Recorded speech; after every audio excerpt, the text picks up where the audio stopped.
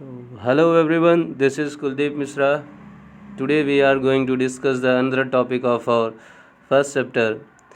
अब जैसा कि हम लोगों ने पिछली वीडियो क्लास में यूनिफिकेशन ऑफ जर्मनी के बारे में पढ़ा था, तो आज हम यूनिफिकेशन ऑफ इटली के बारे में पढ़ेंगे और इसको एक्सप्लेन करूँगा मैं Kuldeep Mishra. So let's start. So unification of Italy, like Germany, Italy too had a long history of political fragmentation. Fragmentation का मतलब यहाँ पर जो राजनीतिक बंटवारे थे या अलगाव था एक तरीके से, तो जर्मनी की तरह ही इटली में भी ऐसा ही एक इतिहास रहा है. तो जिस तरह से हम लोगों ने देखा कि जर्मनी में भी कुछ फेमस पर्सनालिटीज़ आई और उन्होंने, जैसे कि ऑटो वन बिस्मार्क ने जर्मनी के यूनिफिकेशन में बहुत ही इम्पोर्टेंट रोल प्ले किया था, तो उसी तरह से इसमें भी इटली के भी यूनिफिकेशन में कुछ इम्पॉर्टेंट पर्सनालिटीज़ आएंगी जो यहाँ की यूनिफिकेशन में बहुत ही इम्पॉर्टेंट रोल प्ले करेंगी. अब जैसे अगर हम उसको एक रिलेट करें इंडिया के पर्पज़ से, कि जैसे कि अब इंडिया में इंडिया की यूनिफिकेशन का काम किसने किया था? वल्लभ भाई पटेल जी ने, सरदार वल्लभ भाई पटेल जी ने. तो उसी तरह से अब उनके साथ भी बहुत सारे लोग रहे होंगे जिन्होंने मतलब उनकी हेल्प की होगी. तो उसी तरह से यहाँ पर भी हम लोग देखेंगे कि बहुत सारे लोग आते हैं जो एक फेमस पर्सनालिटीज़ आती हैं जो इटली के यूनिफिकेशन में बहुत ही अहम योगदान देती हैं अपना. तो देखते हम लोग पहले कैसा रीज़न था इटली. तो Italian were scattered over several dynastic states as well as the multinational Habsburg empire. तो इटली जो था वो बहुत ही अलग अलग डायनेस्टीज़ में डिवाइड था और साथ साथ में बहुत सारी मल्टीनेशनल हैब्सबर्ग एम्पायर भी थे. तो जैसे कि during the middle of 19th century के मिडिल की बात की जा रही है, Italy was divided into 7 states. Italy जो है 7 राज्यों में विभाजित था, एक तरह से डिवाइड था. अब जैसे उसमें देखते हैं हम लोग कुछ रीजन के नाम. सार्डिनिया पिडमोंट नाम की एक जगह है जो कि नॉर्दर्न पार्ट में था, was ruled by an Italian princely house. तो इटालियन प्रिंसली हाउस द्वारा वो रूल किया जाता था. सार्डिनिया पिडमोंट ये नॉर्दर्न रीजन में था. अभी हम लोग उसको समझेंगे कि कहाँ कहाँ पर कौन से रीजन थे. तो the north was under Austrian Habsburg. तो जो नॉर्थ रीजन था वो ऑस्ट्रियन हैब्सबर्ग के अंडर में था. और मतलब कि कुछ रीजन थे जो उनके पास थे, सार्डिनिया पिडमोंट वाला रीजन था, फिर एक और जो ऊपर वाले हिस्से थे वो ऑस्ट्रियन हैब्सबर्ग के पास थे. The centre was ruled by the pope. जो सेंटर वाला रीजन था वो पोप द्वारा रूल किया जाता था. And the southern region was under the dominion of bourbon king of Spain. और जो साउदर्न रीजन था वो बर्बन के जो किंग थे उनके अंडर में था. Even the Italian language had not acquired one common from and still had many regional and local variation. यहाँ तक कि ये बताया जा रहा है कि इटली के लैंग्वेज को भी एक्सेप्ट नहीं किया जाता, मतलब एक्सेप्ट नहीं किया जाता था one common from. Still had many regional and local variation. अभी भी बहुत सारी वेरिएशन थी, चाहे वो रीजनल वेरिएशन रही हो या लोकल वेरिएशन रही हो. तो अभी भी मतलब वहाँ पर बहुत सारी वेरिएशन थी. अब हम कुछ पर्सनालिटीज़ को यहाँ पे डिस्कस करेंगे कि जिन्होंने इटली की यूनिफिकेशन में बहुत ही इम्पोर्टेंट रोल प्ले किया. तो देखते हैं, सबसे पहले हम लोग देखेंगे during the 1830 Joseph Mazzini had sought to put together a coherent programme for unitary Italian republic. तो 1830 की बात है कि सबसे पहले जो एक पर्सनालिटी आई जोसेफ मैजनी, इन्होंने सोचा कि सभी जो हैं, जो हमारे जो ऐसे समर्थक हैं जो इटली के यूनिफिकेशन के बारे में सोचते हैं, उनके लिए एक प्रोग्राम रखा जाए. मतलब उनको एक मीटिंग, एक तरह से हम लोग कह सकते हैं कि मीटिंग रखा जाए सभी को साथ में लाकर और जाना जाए कि हाँ लोग क्या सोचते हैं इटली की यूनिफिकेशन के बारे में. तो अभी हम लोगों ने पहले प्रीवियस वीडियो क्लास में या फिर एक वीडियो क्लास में हम लोगों ने डिस्कस किया था कि जोसेफ मैजनी ने यंग इटली का फॉर्मेशन किया था. तो he had also form the secret society बनाई थी जिसका नाम उन्होंने यंग इटली रखा. Dissemination of his goals.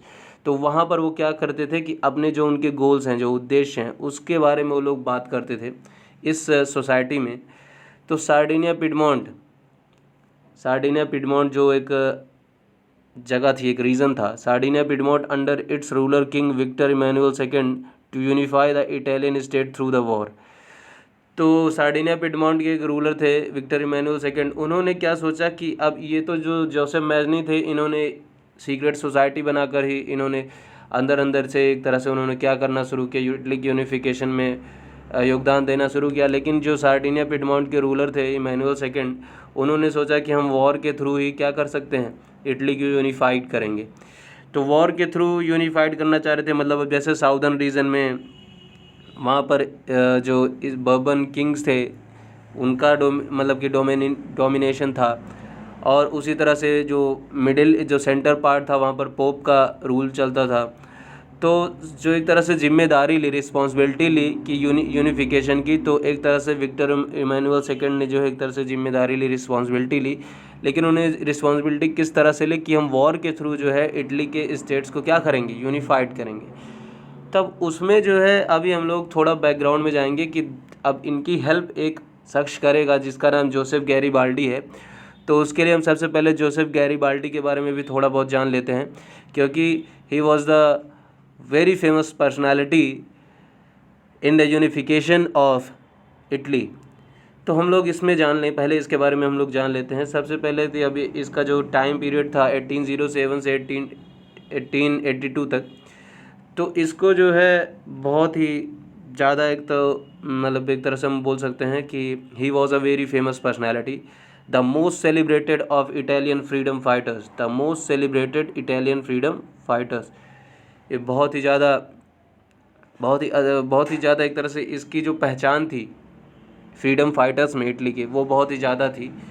तो he came from a family engage in a coastal trade, वह एक ऐसे परिवार से आता था जिसका परिवार इंगेज रहता था कोस्टल ट्रेड में, मतलब कि जो तटीय व्यापार होता है।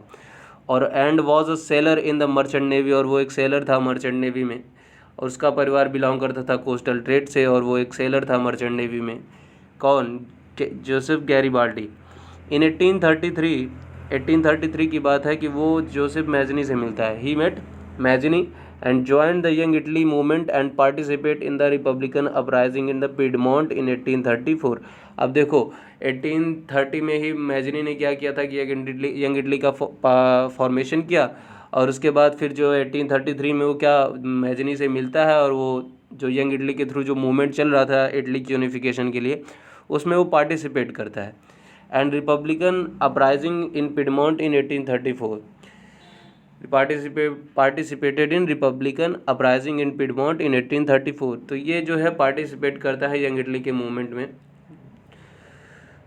तो जो रिपब्लिकन अपराइजिंग हो रहा था पिडमॉन्ट में 1834 में, तो वो उसमें वो शामिल था। कौन? Garibaldi. The uprising was suppressed, तो ये जो अपराइजिंग था, जो एक तरह से हम बोल सकते हैं विद्रोह था, जो रिवोल्यूशन था, ये सप्रेस कर दिया गया। And Garibaldi had to flee South America and where he lived in exile till 1848। तो ये अपराइजिंग सप्रेस कर दिया, गैरीबाल्डी को साउथ अफ्रीका जाना पड़ा, और उसको वहाँ पर एक तरह से समझ लो कि अपना जीवन एक बिताना पड़ा। कब तक? 1848 तक वो वहीं पर रहा। इन एग्ज़ाइल मतलब एक तरह से समझ सकते हो कि उसको निकाल दिया गया था वहाँ से, तो 1848 तक वो वहीं पर रहा। लेकिन फिर in 1854 he supported Victor Emmanuel second and in his effort to unify the Italian states. 1854 में जैसे कि हमने क्या बताया था कि विक्टर इमैनुअल सेकंड जो कि रूलर था कहाँ का? सार्डिनिया पिडमॉन्ट का, तो वो वॉर के थ्रू जो है इटली को यूनिफाई करना चाहता था। तो इस वजह से इन 1854 जब वो फिर से वापस आया, तो उसने जो क्या किया, विक्टर इमैनुअल सेकंड को सपोर्ट किया, क्योंकि वो इटली की यूनिफिकेशन की बात कर रहा था। तो इन 1860 Garibaldi led the famous expedition of the Thousand of South Italy. Fresh volunteer kept joining through the course of campaign till their members grew to about 30,000। तो जब उसने क्या किया, गैरीबाल्डी ने एक तरह से अपना प्रपोजल रखा किसके सामने? विक्टर इमैनुअल सेकंड के सामने, कि मैं भी जो है आपके इस एक तरह से जो ये रेवोल्यूशन है उसमें मैं इन पार्टिसिपेट करना चाहता हूँ। तो गैरीबाल्डी के बारे में तो वो जानता ही था कि कौन है। तो 1860 के टाइम में जो गैरीबाल्डी ने एक तरह से क्या करते हैं कि वो बहुत सारे एक तरह से फेमस एक्सपेडिशन के साथ, मतलब आर्मी के साथ, वो 1000 नंबर ऑफ आर्मी के साथ वो साउथ इटली की ओर जो है मूव करता है। तो जो नए नए वॉलंटियर्स हैं, fresh volunteers kept joining through the course of the campaign, तो नए नए जो वॉलंटियर्स हैं वो धीरे धीरे ज्वाइनिंग करते जाते हैं, और till the year number grew to about 30,000, और धीरे धीरे जो नंबर है ये 30,000 के पास पहुंच गया। मतलब बहुत बड़ी सेना हो गई उसकी, गैरीबाल्डी की, और वो धीरे धीरे सारे रीजन पे, जहाँ पे अलग अलग एम्पायर थे इटली में, चाहे वो तुम्हारा ईस्टर्न पार्ट हो या साउदर्न पार्ट हो या फिर सेंट्रल पार्ट हो, हर जगह पे धीरे धीरे वो कैप्चर करेगा। अभी हम आगे देखते हैं। तो इस तरह से गैरीबाल्डी ने एक तरह से बहुत ही इंपॉर्टेंट रोल प्ले किया था यूनिफिकेशन ऑफ इटली में। तो उसकी जो आर्मी थी, जो उसके कैंपेनर थे, तो जो उसके साथ जो रहते थे, तो उसमें जो है क्या होता था कि they popularly known as the red shirt, इनको जो है रेड शर्ट के नाम से जाना जाता था। किसको? जो गैरीबाल्डी की एक तरह से आर्मी थी, जो वॉलंटियर्स थे उसके। In 1867 Garibaldi led an army of volunteers to Rome एक जगह है, आप लोग उसमें जो इटली की प्रेजेंट टाइम पे कैपिटल है वो रोम ही है। तो Garibaldi led an army of volunteer to Rome to fight the last obstacle to the unification of Italy. तो जो ऑब्स्टिकल मतलब जो बाधा, एक तरह से जो लास्ट एकदम आखिरी बाधा थी यूनिफिकेशन ऑफ इटली की, तो वहाँ पर वो फाइट के लिए जाता है अपने वॉलंटियर्स के साथ। तो यहाँ पे क्या होता है, the papal states where a French garrison was station, the red thread proved to no match, sorry यहाँ पे नी नहीं होगा, नो मैच होगा, no match for the combined French and the papal troops. तो वहाँ पे क्या हुआ कि वो जो रीज़न था वो पेपल स्टेट्स में आता था। अभी आप लोग के बुक में एक मैप होगा इटली का, उसमें दो मैप होंगे आपके पास। उसमें देख सकते हो आप कि एक तो ऐसा मैप है जिसमें बिफोर द यूनिफिकेशन एक मैप होगा, एंड एक मैप और होगा जिसमें आफ्टर यूनिफिकेशन। तो बिफोर यूनिफिकेशन वाले मैप में आप देखोगे कि अलग अलग रीजन है, अलग अलग एम्पायर है, और आफ्टर द यूनिफिकेशन वाला जो मैप आप देखोगे तो उसमें आपको पूरा रीजन एक जैसे एक कलर में ही दिखाई देगा। तो ये सारी चीज़ें थी। तो उसने क्या किया, the papal state where a French garrison was stand, वहाँ पर फ्रेंच का जो एक तरह से आर्मी थी या छावनी थी वो पहले से ही स्थापित थी या स्टेशन थी। तो जो रेड शर्ट था उसने क्या किया, red shirt proved no match for the combined French and papal troops. तो मतलब कि जो फ्रेंच थी और पेपल ट्रूप्स के साथ किसी भी तरह का, मतलब अब हम क्या कर सकते हैं, मतलब यहाँ पे वॉर नहीं कर सकते। यहाँ पर मैच का मतलब इस तरीके से है, मैच का मतलब यहाँ पे वॉर से है, मतलब उनसे हम फाइट नहीं कर सकते। तो उसके बाद फिर क्या हुआ कि it was only in 1870 when during the war with Prussia means Germany. तो जैसे हम जर्मनी की यूनिफिकेशन के बारे में पढ़े थे, तो जब 1870 में जब इन फ्रांस की वॉर होती है किससे, प्रूशिया से, तो France withdrew it troops from Rome. तो फ्रांस जो है अपनी ट्रूप्स को रोम से हटा लेता है। That the papal state were finally join the Italy, और उसके बाद जो पेपल स्टेट ने जो है फाइनली इटली को ज्वाइन कर लिया। तो इस तरह से जो है 1870 तक सारे इटली के एम्पायर का यूनिफिकेशन हो गया। और इसमें सबसे ज़्यादा इम्पोर्टेंट रोल प्ले किया किसने, गैरीबाल्डी ने भी, विक्टर इमैनुअल सेकंड ने भी बोल सकते हैं, और जो जोसेफ मैजनी था। तो एक तरह से सबसे पहले जिसके दिमाग में विचार आया कि इसका यूनिफिकेशन होना चाहिए, जिस तरह से जर्मनी का यूनिफिकेशन हुआ है उस तरह हमारा भी यूनिफिकेशन होना चाहिए। तो सबसे पहले बात तो मैजनी के बाद में ही, मतलब सबसे पहले ये थॉट जो आया, जो सोचा सबसे पहले वो मैजनी ने ही सोचा। फिर उसके बाद विक्टर इमैनुअल सेकंड ने इसको लीड किया। फिर विक्टर इमैनुअल सेकंड को जो है एक तरह से जो उनका सपोर्ट किया किसने, गैरीबाल्डी ने। और गैरीबाल्डी ने ही आर्मी के थ्रू, ट्रूप्स के थ्रू जो है अलग अलग रीजन को कैप्चर करना शुरू किया और उसको जो है इटली में मिलाना शुरू कर दिया। तो ये थी हमारी वीडियो क्लास। और अगर आप लोग जो है जो हमारी वीडियोस हैं उसको आप एक सीक्वेंस से देखो, एक प्लेलिस्ट हमने बना कर रखी है क्लास 10th की हिस्ट्री की प्लेलिस्ट होगी, आप प्लेलिस्ट में सर्च कर सकते हो।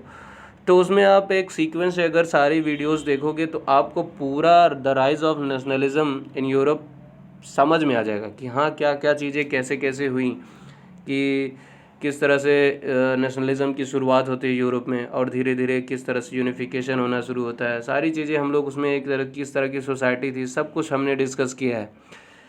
तो I hope you all have enjoyed my video.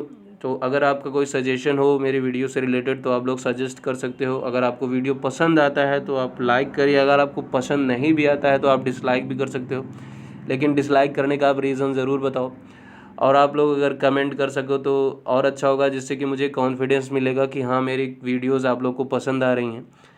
या फिर अगर आप लाइक करोगे तो उससे भी एक कॉन्फिडेंस बूस्ट होता है, क्योंकि मेहनत लगती है इस तरह की वीडियोज़ बनाने में।